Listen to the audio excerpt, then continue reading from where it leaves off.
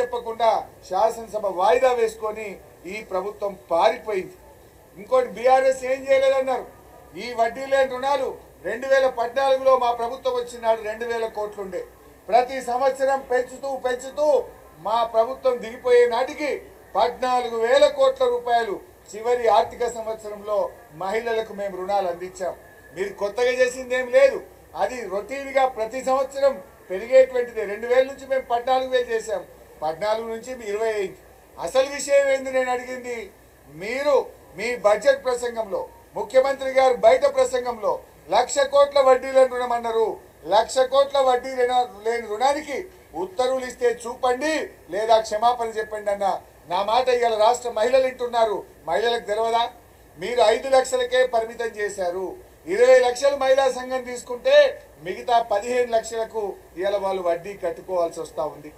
అదేవిధంగా ఎల్ఆర్ఎస్ గురించి భట్టి గారు దాటవేసే ప్రయత్నం చేసిండ్రు. మేము అన్నదేంది, ఆనాడు మీరు నో ఎల్ఆర్ఎస్ నో బీఆర్ఎస్ అన్నారు.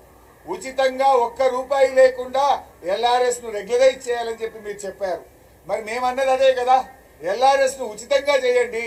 పేద ప్రజలను ఇలా ఆర్థిక మాంద్యం ఉందంటున్నారు, డబ్బులు లేవంటున్నారు, పేద ప్రజల రక్త మాంసాలు పీల్చకండి అంటే భట్టి గారు దానికి సమాధానం చెప్పకుండా దాటవేసిండ్రు. ఇవాళ భట్టి గారు మళ్ళీ ఏం చెప్పిందంటే డబ్బులు కట్టాల్సిందే, పేదల ముక్కు విండి వసూలు చేస్తామని చెప్పే ప్రయత్నం చేశారు. ఫార్మాసిటీ భూముల గురించి మేము అడిగాం.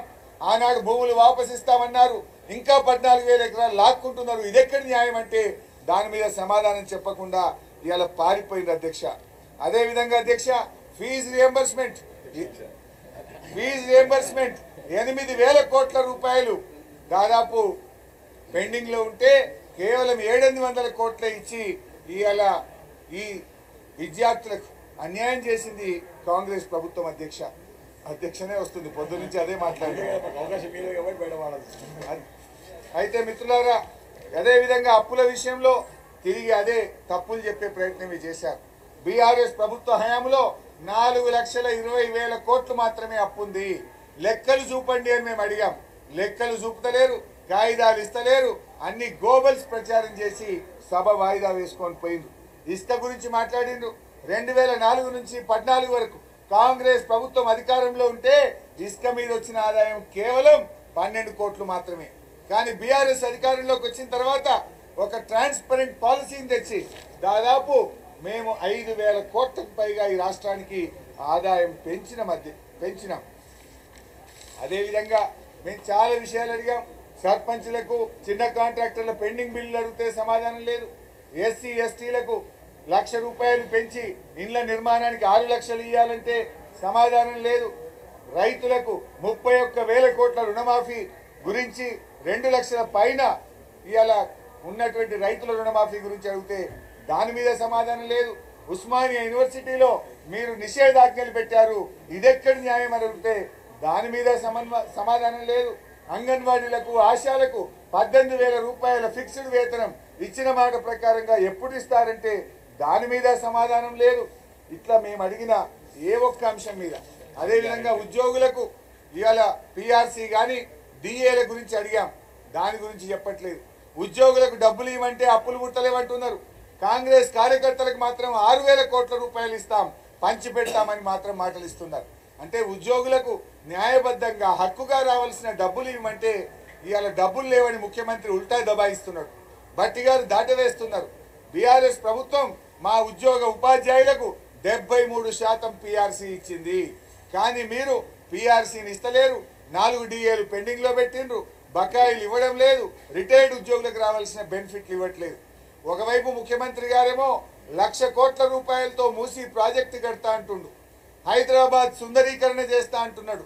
మరి ఎక్స్ప్రెస్ ఎలివేటెడ్ హైవేలు కడతా అంటున్నాడు. ఉద్యోగులకు డబ్బులు ఇవ్వమంటే లేలే పైసలు లేవు అంటున్నాడు. మా పోలీసు వాళ్ళకు కూడా పాపం వాళ్ళకి ఇవ్వాల్సినటువంటి టీఏ బిల్లులు పెండింగ్ పెట్టిండ్రు, సరెండర్ లీవ్ బిల్లులు పెండింగ్ పెట్టిండ్రు. పోలీసు వాళ్ళు పొద్దున్నాక ఇవాళ నిన్ను కాపాడుతుంటే వాళ్ళకి ఇచ్చే సరెండర్ లీవులు, టీఏ బిల్లులు మా హోంగార్డులకు, పోలీసులకు కూడా ఇవ్వకుండా ఈ రేవంత్ రెడ్డి ఇవాళ అన్యాయం చేస్తున్నాడు. అంటే ఉద్యోగులంటే ఈ ప్రభుత్వానికి చిన్న చూపు ఉన్నది, కాంట్రాక్టర్లకు మాత్రం పెద్దపీట, ప్రభుత్వ ఉద్యోగులంటే చిన్న చూపు. ఈ రకంగా ఈ ప్రభుత్వం వ్యవహరించింది. ఏది ఏమైనా 6 గ్యారెంటీల గురించి మేము ప్రశ్నించాం. మహాలక్ష్మి గురించి అడిగితే సమాధానం లేదు. అదేవిధంగా మహాలక్ష్మి అక్క చెల్లెలకు 2500 విషయంలో కానీ అక్క చెల్లెల వడ్డీ లేని రుణం అడిగితే చెప్పరు కానీ అందాల పోటీల గురించి మాత్రం చాలా గొప్పగా చెప్పుకుంటున్నారు. ఈ రాష్ట్రానికి కావాల్సింది అందాల పోటీలు కాదు, అక్క చెల్లెలకు వడ్డీ లేని రుణం కావాలి.